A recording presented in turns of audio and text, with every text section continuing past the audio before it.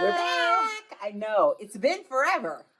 All right, so you may remember, I don't know when you watched it, but once upon a time, we did a set of notes that looked just like this. It said properties of real numbers and properties of equality. Well, this time we're just doing properties of inequality. So very little is going to change. It's going to be pretty much the same thing. So if you've seen the other video, this will be a breeze. We'll try to get it done real quick. Okay, so I'm going to look at this example here. It says x minus 5 is greater than negative 9, and we're just going to pretend we're solving it. So, Ms. Voss, how would I solve this? Well, since that's a minus 5, you're going to add 5 to each side. It's like magic. And when I do that, it is the addition property of inequality, since I'm solving an inequality. That makes pretty much sense. So if it was an equation, it would be equality. And when it's an inequality, it's Inequality. not hard. Math is great because the rules always make sense. Right. Yes. Let's do this one over here. Okay. If I have 7 plus m is less than 2, how do I solve it? You're going to subtract 7 from each side. Easy peasy.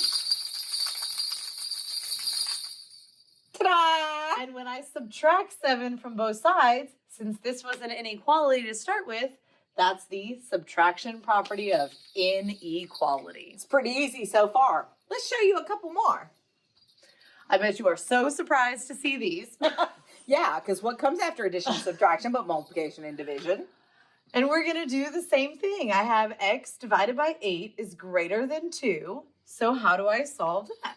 Well, the opposite of dividing by 8 is multiplying by 8 on both sides. There's a fairy in here. Do you hear it? I do. And when I multiply by 8 on both sides, since this is an inequality, it's multiplication property of inequality. Excellent. We have one more. One more, bet you can't guess. I can.